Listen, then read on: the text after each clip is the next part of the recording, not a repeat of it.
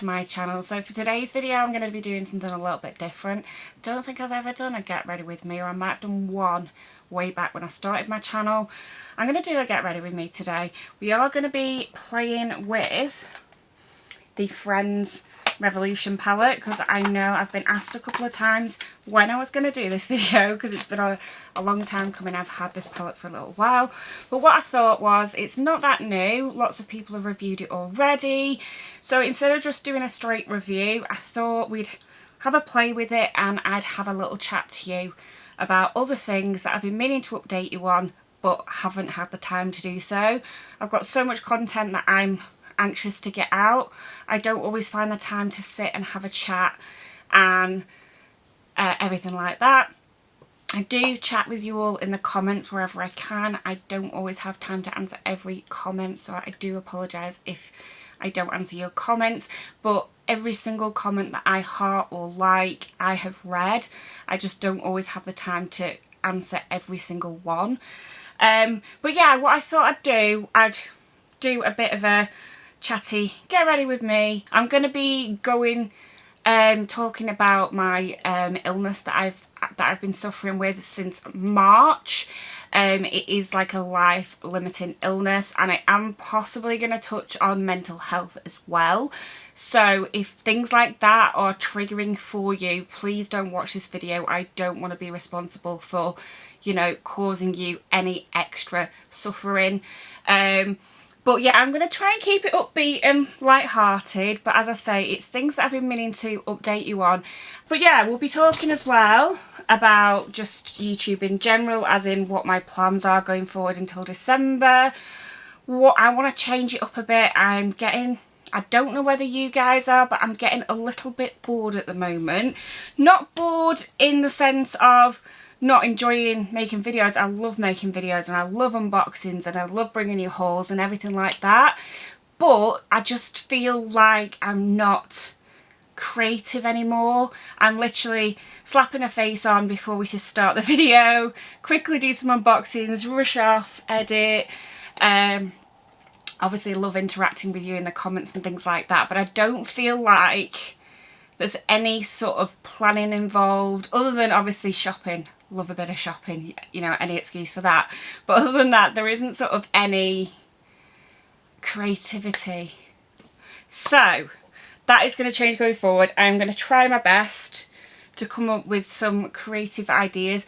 I may steal some ideas from other YouTubers, but if I do, I will obviously give them credit for that, because I have seen some great series recently on other channels that I think, wow, yeah, I could be doing this, I could be doing this, I could be doing this.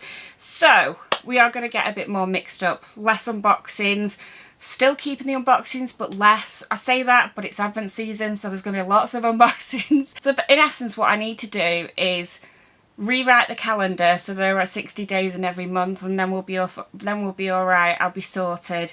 But yeah, that's not going to happen, so we will make do with what we've got. Do you know what? I'm going to go really simple for this look, just because I want to have a chat with you and I don't think I can cope otherwise.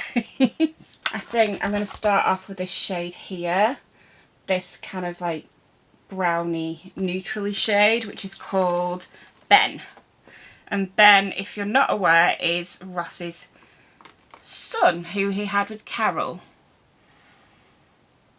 And I'm just going to sweep this over the top of my eyelid. And I think it's really hard knowing where to start with this whole story of mine. So we're going to start back in March. Let's start at the beginning, because it was a weird one. It really was a weird one. So towards the end of March, well, no, even before that, I'd say this at the start of March, end of February, I started getting a weird feeling in my feet. And it wasn't a feeling it wasn't like a, oh, I've never had this feeling before feeling.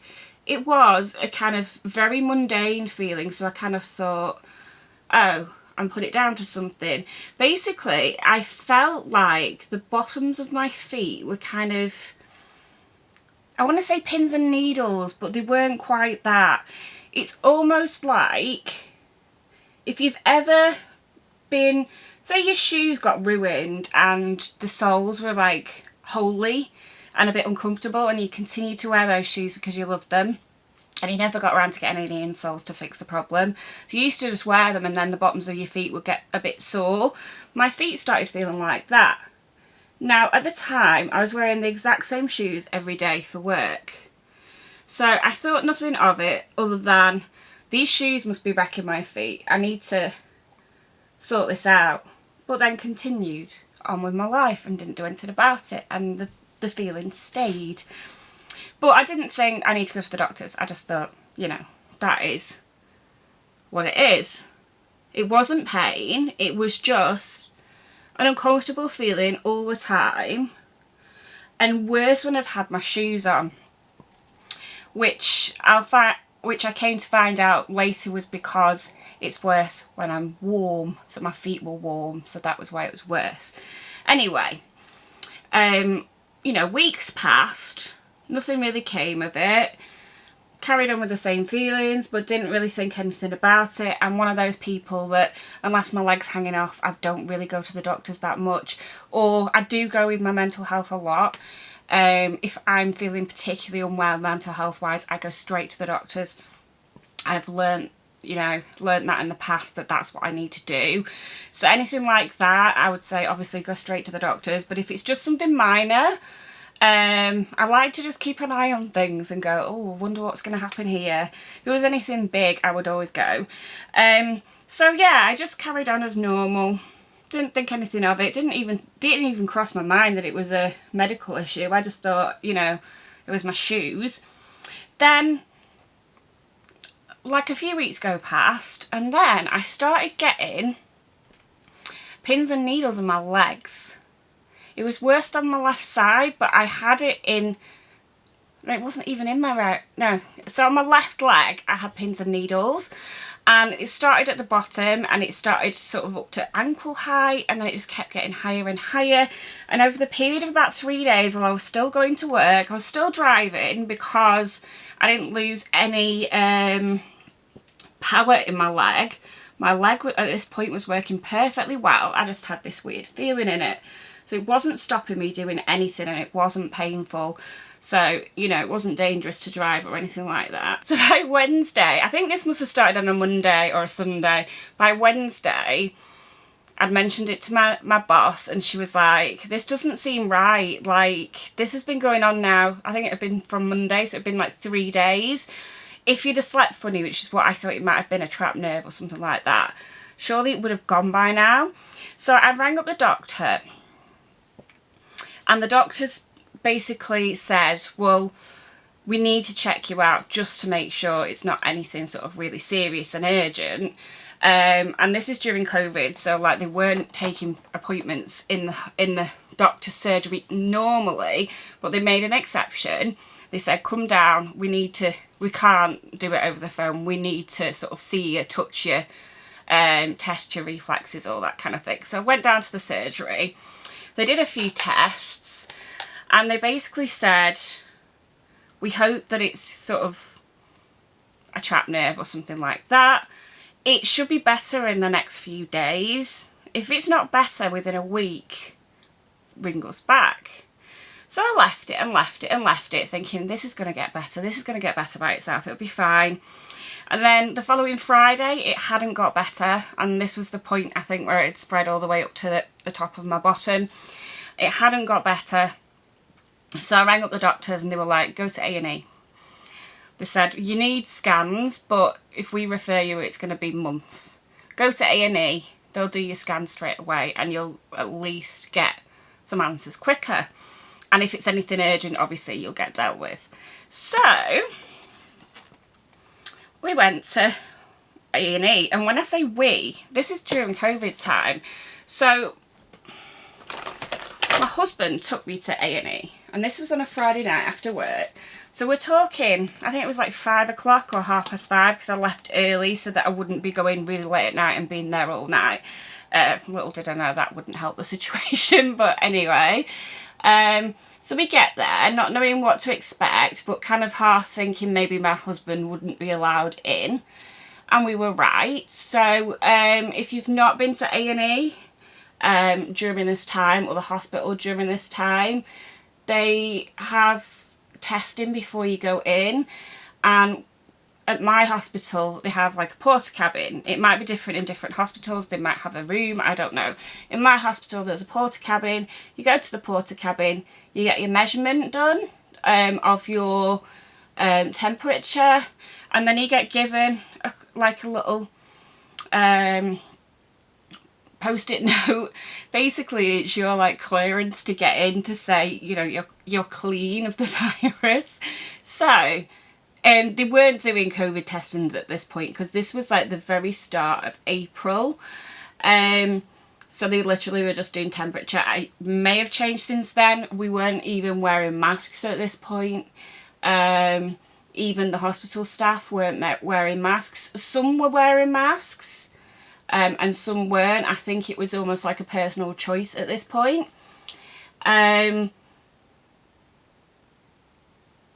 That's in the A&E section anyway. So my husband gets told to sit in the car and wait. He's not allowed in, but he can sit in the car and wait, and I will be out as soon as I'm out. And obviously I had my phone, so I could communicate, and you know, it's not like it was back in the day where, you know, he'd just be sat there not knowing what was going on. I could text him, I could ring him. I didn't really ring him though, but I could have done, you know, and I was in constant contact if I needed it. But to be fair, I didn't really do that, because I don't know why, I was feeling a bit stressed, so I didn't really contact him all that much. But that was the start of it. And yeah, I waited lots and lots of hours. As I say, I got there about 5:30. It was midnight before they'd done all the tests and spoken to me and everything else. I had MRIs. I had 2 that evening, and then at midnight they told me that I was staying. They were careful not to tell me how long for, because I probably would have walked. But they said, you've got to stay in. We need to do more tests. We need to get you a lumbar puncture, and we probably need to do more MRIs. And at this point they said to me, you know, this could be a serious health condition. We're looking at the possibility of MS. So as you can imagine, I thought I already knew I had mental health issues, but I thought I was physically well up until like a couple of weeks previous, and then I just thought, you know, it was something and nothing. To then be told there's a possibility that you've got something that is going to change your life forever out of the blue when you were perfectly well a couple of weeks earlier is very, very stressful. Coupled with the fact, obviously, that I was alone without anybody to like hug or listen. Whenever you get kind of like medical news or anything like that, and it's something out of the blue, something unexpected, you don't take it in quite right. So all in all, I was in for 4 days, and basically it was because it was the weekend. If I'd have known, I probably would have gone in on a Monday. I'm always that person that puts it off, and then on Friday goes, oh, I'm gonna have to go. Don't do that. Do it as soon as you know, as soon as you can. Don't leave it till the Friday night, because you will be stuck there all weekend. So I was stuck there all weekend. So it was Friday night, Saturday night, Sunday night and Monday night, because they did all the tests on Monday and they had to wait for them to come back. Apart from the initial scans that they did on Saturday night. So I had lovely, lovely tests done. Like, I had a lumbar puncture, which, if you don't know what that is, it's when they get a needle and they draw out some of your spinal fluid. So yeah, I mean, that didn't really hurt, to be honest. It wasn't that bad. It was just a bit gross. I found it more gross than painful. It was literally like having an injection in your arm, but it was in my back obviously, but it was like having an injection, which sort of pinched. They never really bother me. They hurt, but not, you know, enough to be bothered about. So this didn't really bother me that much. It's just the thought of it made me feel a bit queasy. So yeah, we had all these tests. They kept coming and saying things like MS at me, and I was just in a complete, utter, don't know what on earth's going on with the world. And then they said, well, it's going to take quite a while for your lumbar puncture results to come through. We can't really tell you anything conclusive until that point. And then they let me go. And so I was left from, I think I got out, it was still quite early in April. I want to say I got out on the 10th or the 7th or the 12th, I don't know. Without looking at a calendar, I really couldn't say what was the day or time. At that point I didn't know myself what day it was. Never mind remember back what day anything was. So I got home with what I didn't think was many answers, other than potential for MS. If it's not, I didn't know what else it could be, because to be honest, I wasn't given any paperwork. The discharge papers said no diagnosis on them. And although they may have said things to me verbally, because part of me didn't understand the things, and then the other part of me was just like in this whole surreal bubble, don't know what's going on in the world, why am I healthy but sat in a hospital kind of situation, really confused. It was a shock to the system, because I basically said goodbye to my husband, see you in a little bit on Friday night, and then didn't come home for 4 days. So kind of a bit of a weird situation. Obviously with COVID I wasn't allowed any visitors. I had no stuff with me, so the first night my battery died on my phone, so I couldn't even get in touch with my husband. So I was just kind of literally abandoned until he could come and drop some stuff off with the nurse, which I didn't even know if that was allowed, so I didn't even think to try and contact him.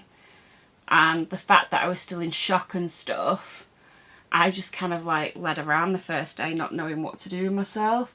But then he'd, you know, he had a sensible brain in his head. I think my mum might have spoke to him. So he packed me up a suitcase with my charger and stuff. And then once the nurse brought it to me, I had my phone and I could have a conversation with him again, which was much better. But yeah, it was really, really weird. Really weird. And then I had to wait till, I think it was the end, I'm not very good with these dates, I should have written it down. I think I had to wait till the end of June. No, end of July, start of August, was it? I know they said it would be 6 to 8 weeks, and I waited over 3 months for my consultation, which was a verbal over the phone one, which is absolutely fine. I understand at this time that would happen. And my husband, there was a mix-up. They had my wrong mobile number. I don't know why, because I gave them the right one. But anyway, they had my old mobile number. And so I missed the first appointment that my husband took the day off work to be next to me. And then so when I got the second appointment, I went round to my mum's, and it was only just legal to do that. It was literally, I mean, it only lasted a couple of weeks, and then our particular town, it became illegal again. So our particular town's in, you know, deep lockdown, and has, I say town, it's a city, is in sort of deeper lockdown and has been for some time. But luckily it fell in the period in between. So I went round to my mum's, social distancing. We had one on one side of the couch, one on the other. and we were listening to what he had to say, and then he told me that at this time they couldn't say that I had MS, thankfully. There wasn't enough evidence to support that, which I'm pleased about. It doesn't mean that it's not going to happen in the future, but it means for now there's not enough evidence to say that's what it is, so that is good news in my opinion. But that I've got transverse myelitis, which can be caused by MS, but it can be caused by other things as well. So yeah, that was a really long story just to tell you I have transverse myelitis. So I will tell you a little bit about it. So yeah, the long story short is I have transverse myelitis. I don't know for 100% what's caused it. It can be caused by numerous things. I can only really tell you sort of what I know about it from reading on Google, which I know is really bad, but because of the way we are, I've not really had proper consultations, I've not had any leaflets given to me, I've not been directed to any information either, but I have been directed to a good website via a reputable source. So I joined a Facebook group that is sort of affiliated with, you know, it is a decent group, it's not just a cowboy group, it's a good group. They've told me where to go to get information and things like that. So I've got this website that is very useful. So I'm just going to give you a bit of information off this, just so that I'm not telling you false information, because I've not really been given a lot of information and it is quite new to me and I haven't really had the time to look into it in great depth. But it is a rare neurological disorder which is to do with your nerves. It is classed as a neuro... I can't even say the word. It's an immune disease basically. So it's an immune disease of the central nervous system. There are other diseases of the central nervous system. But the one that they say I have is transverse myelitis. It is basically inflammation in the central nervous system. Mine is in my spinal cord. The word transverse myelitis, the way I understand it is, myelitis, I believe, does it say this, means inflammation. And transverse means horizontal. So basically, I'm not sure how right this is, but this is how I understand it. What I'm going to do is I'm going to pop a link in the description to some reputable sources should you want to look into this in more detail. But basically, the way I understand it in layman's terms is you've got your spinal cord. Transverse myelitis is a scar or inflammation that goes across it, and then because you've got like nerve here and a line which doesn't have to go all the way across the nerve, so that's your nerve. It might go half the way across, it might go all the way across. It disrupts your electrical signals, so it stops the messages from your brain to anything below that line working correctly. Obviously, I don't know actually how far across mine goes. I have been very, very lucky. If you have the line above your arms, there is a possibility that you could be quadriplegic. So if I'd have had an attack and it was up here in my neck, I could have no use of my arms or legs. Mine is halfway up my rib cage as far as I understand. I haven't seen any diagrams, I've just been told it's in my rib cage area. So anything from my rib cage downwards can be affected. Personally, it's only really affecting my feet at the moment, which is amazing. I couldn't ask for more if I'm honest. But what it does mean is I am not as mobile as I used to be, but it could be worse. Lots of people end up and not be able to walk and have to relearn to walk again. As I said, there's people, if you get it too high up, you end up, you know, not being able to move your arms or your legs. I have literally got problems with my feet Now, yes, I am quite young to be walking with a stick at times, but I need it on occasion. So I do have a stick now that I use when I need it, and I don't go out very often. I do work from home at the moment, and I do stay in, because if I go out, and like the other week I went to Aldi with my husband because he just wanted company, he wanted to spend time with me, and he had to go to Aldi. He said, will you come? I don't normally go, it was like a one-off situation, that was like my trip out for the week or whatever, and I suffered for days because of that. It basically makes my symptoms worse. The problems I have are the signals going to my feet. I don't think they're sort of telling my feet correctly what to do. My feet get kind of numb. The fronts of my feet kind of do this a bit. So my feet, I've always been a bit lazy, and I've never really picked my feet up properly anyway, but it's worse now to the point where I don't know I'm doing it, but I'm tripping over my own feet. I wobble.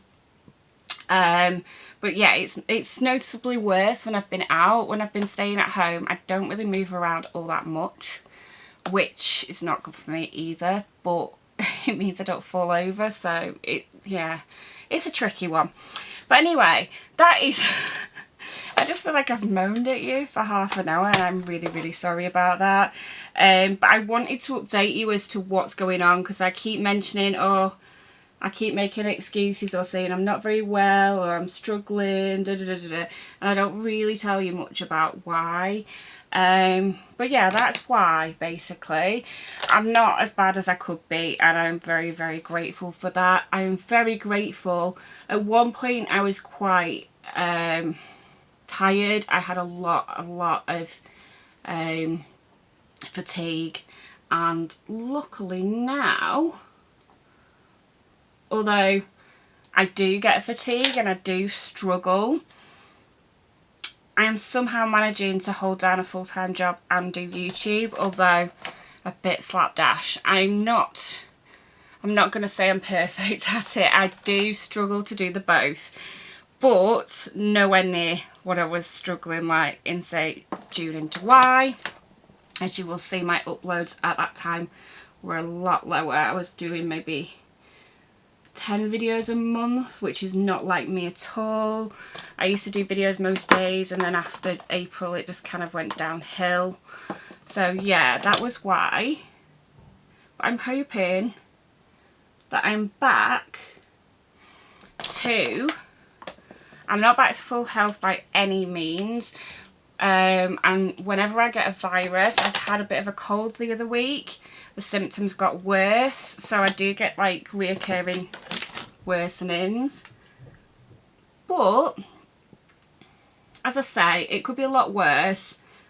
I'm actually really enjoying this makeup look. I've literally used like 3 shades so far, and I just really like the way it looks. I actually really love the khaki green. I'm just going to put some foundation on. I always use this one, which is the Primark Glow Foundation. I actually use a shade that's too dark for me. And the reason I do that is because, look at me now, I've got concealer on, which kind of matches my skin, but look how my neck looks darker than my face. And the reason for it is the lights. So if I do this,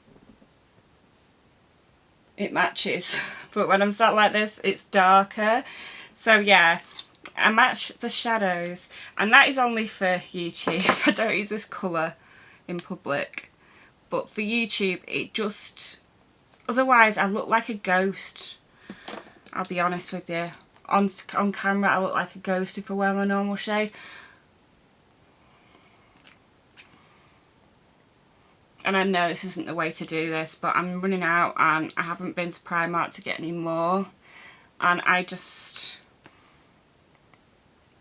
don't want to go there really at the minute.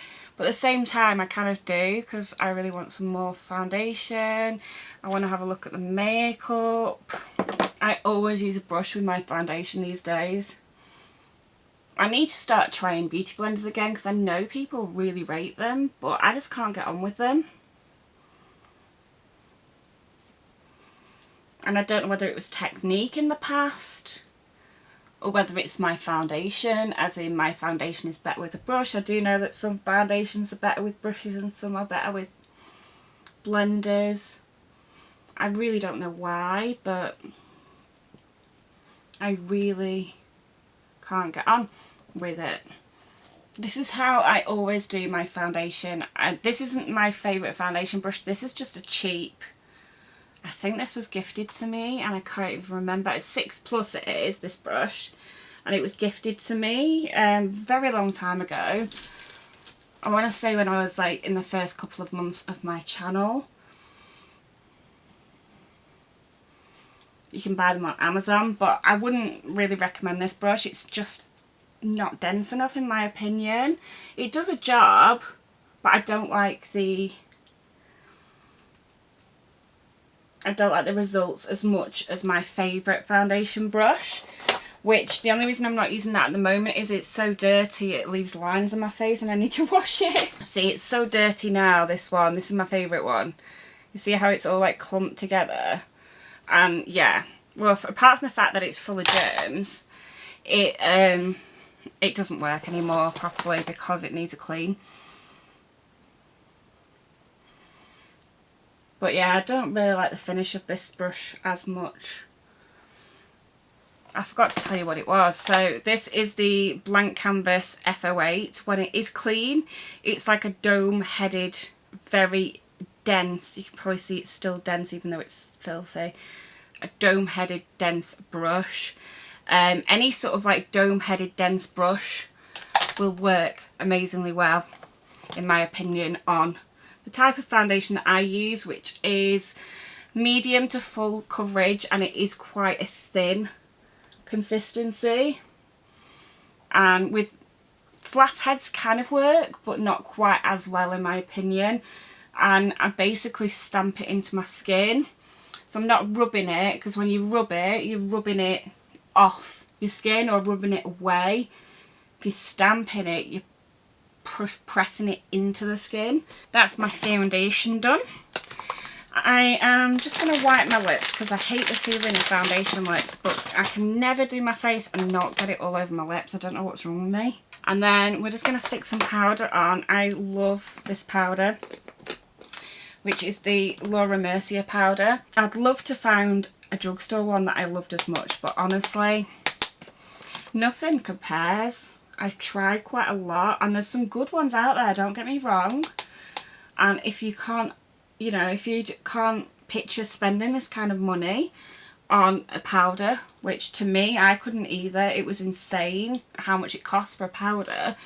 But if you can't, I'm sure there are ones that are, you know, nearly as good. But I'm fussy. Now I've tried this, I can't go back. I don't use an awful lot, but even if I did use an awful lot, it's fine. It really does allow you to use tons and it doesn't go cakey whatsoever. The more you put on, the more matte you go, but it doesn't go cakey. And for bronzer, I'm using my trusty e.l.f. bronzer, which is, you know, it's running low and it is discontinued. I did find out though, this is now available. This is my favourite bronzer of all time. You can get it on Amazon, although it's quite expensive for what it is. I think it's about £7 on Amazon.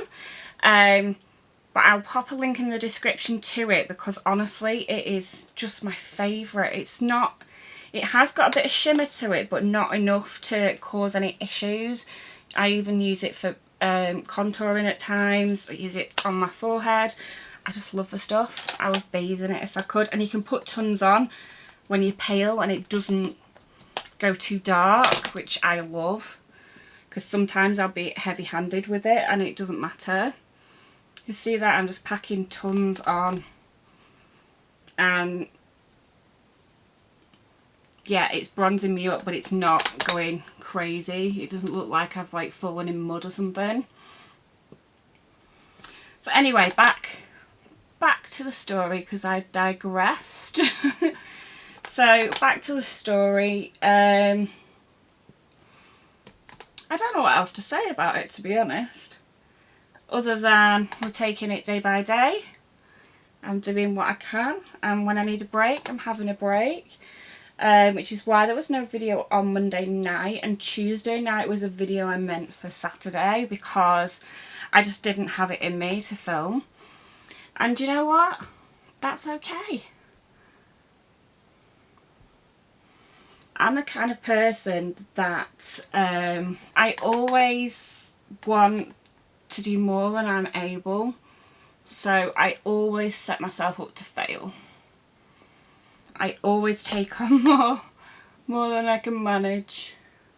And it's not anything that anybody's asked me to do. I don't mean like that.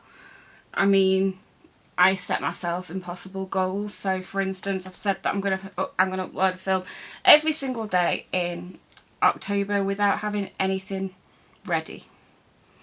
So I didn't pre-film anything, and I just thought, I can do this. And I was wrong. But saying that, I still intend to upload every single day, except for the date I've missed. We'll see how we get on. It's only an aim. It's not a what's going to happen if I don't. No one's going to come for me, are they? But you know, I'd be a bit disappointed if I don't make it.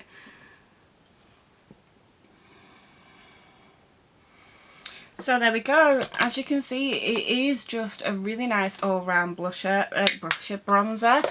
I usually use contour, but I couldn't be bothered, so I've just used that as contour, even though it's a bronzer. Let's go in with Gold Rush by Benefit, which looks like this. We'll go in with that, because this is just a nice peachy glow. So it's not OTT, but it kind of just complements the bronzer.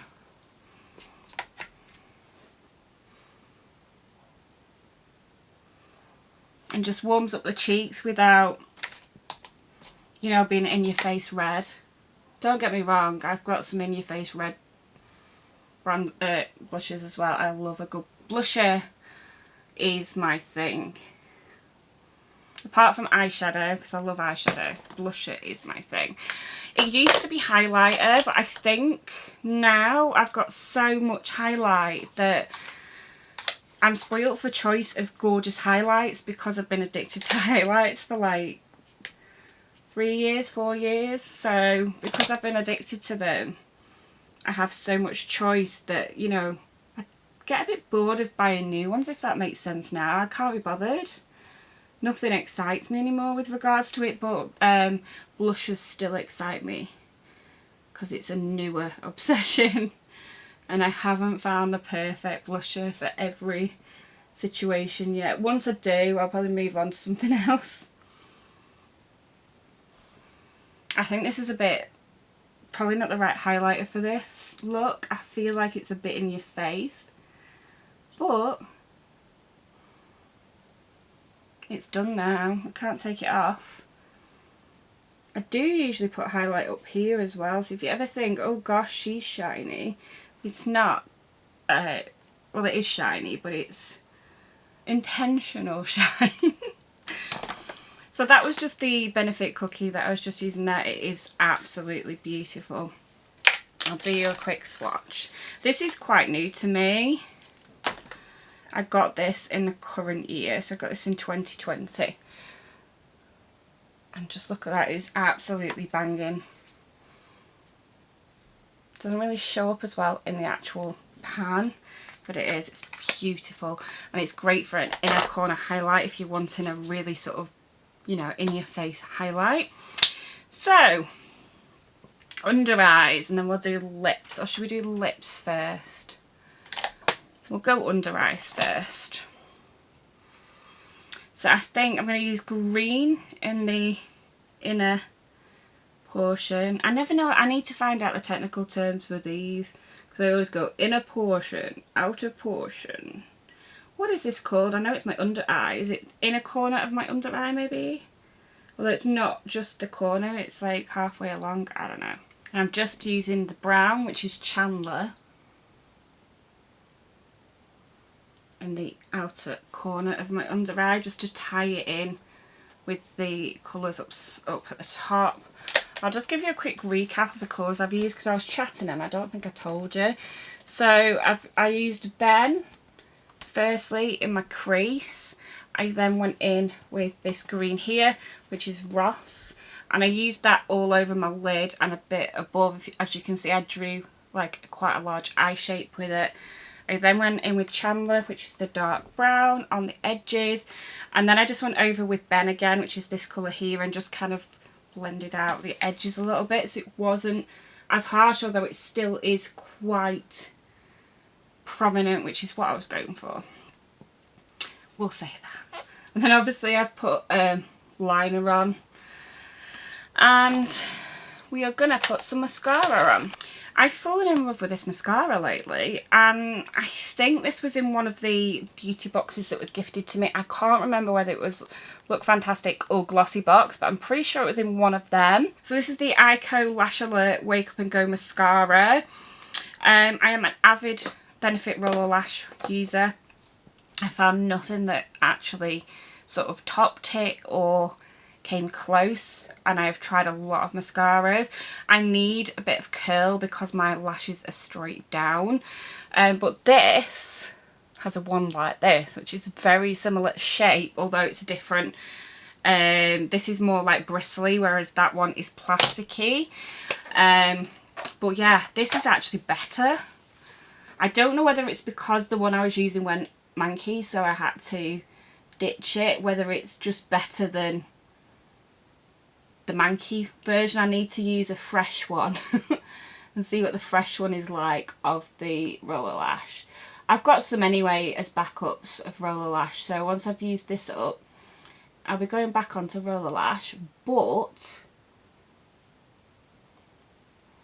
I'll just do this one eye just so that you can see the difference between my two eyes. I hope you can see the difference there. So we've got that side that's got the mascara and that side that hasn't, and these are just like straight down here. And yeah, I've tried curling wands. Do I mean curling wands? No, curling wands are for your hair. I've tried curling lash tools, everything else. It really doesn't work. The only thing that makes them stay is product, like mascara. And yeah, this is better, I would say, than Roller Lash. But I love Roller Lash, or loved Roller Lash until I tried this so much that I need to retry it just to give it its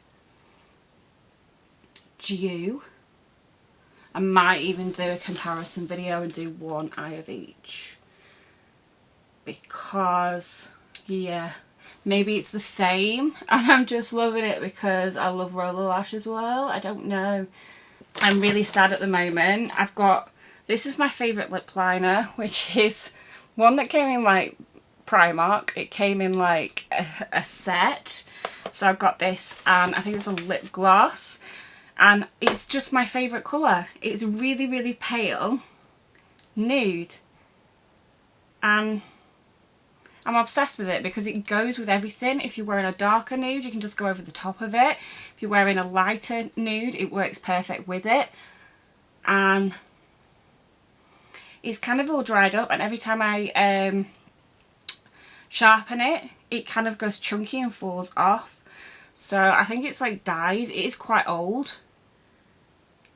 It just seems to last forever, even though it was only short to start with. But yeah, I'm really sad. I'm pretty sure I've had it since the summer last year. So it's probably time to go anyway, but I need a replacement. So if anyone knows any cheap and cheerful lip liners, I mean, it doesn't actually have to be cheap and cheerful. I just really want one that's a similar colour to this. I'm not really bothered about, it's what it looks like. I'm not actually that bothered. It can be expensive. I prefer cheap. There's certain things that I feel like are usually better if they're expensive, and there's other things that I feel like it's irrelevant. And I feel like lip liners are irrelevant. Cheap or expensive, I think they work the same. It's more about the shade for me. If you look, it's like perfect match for my lipstick, which by the way is MAC Blankety. It's pretty much all I wear. As you can tell, I never ever run out of lipsticks. This is the first lipstick ever that has got this small, just because I use it constantly. It's just easy to have one in everyday makeup and just pick it up and put it on. And now I'm just trying to make sure that I haven't forgot something. Have I forgot anything? I think I've done my whole makeup now. Yeah, so we are done. Now I've wetted onto you for hours on end. It's like been an hour about my life and stuff. Let's have a review of what I think to this palette. So yeah, just before I go, I can't go without, you know, giving you a proper review. If you want a full-on video with swatches, full review, everything else, let me know in the comments. I will do that. I am going to be doing a lipstick review anyway because I have every single lipstick. But if you want me to do a proper review rather than a chatty get ready with me with this palette, I will do that. There is plenty of different shades here, so I can come up with a different look. But I'm really pleased with the look I came up with today. I only used one of the mattes and I used two of the shimmers. And yeah, I am very, very impressed with all the shades. So this is what it looks like. I've just gone for something really, really easy, quick and subtle. Well, it's green, but I think it's subtle. It's not luminous, so to me that is subtle. So yeah, I hope you did enjoy it. And yeah, if you do want to know anything more about, you know, what the topics I've been discussing, I am gonna put a link to more information about my illness down in the description, just because I know it's very, very rare. It's only 300 people every single year get diagnosed with it, so it's a very, very rare condition, and I have got it easy. So please don't think that if somebody else has the same condition as me, that they are the same as me. They are more than likely a lot worse than me, because I think I've got off lightly.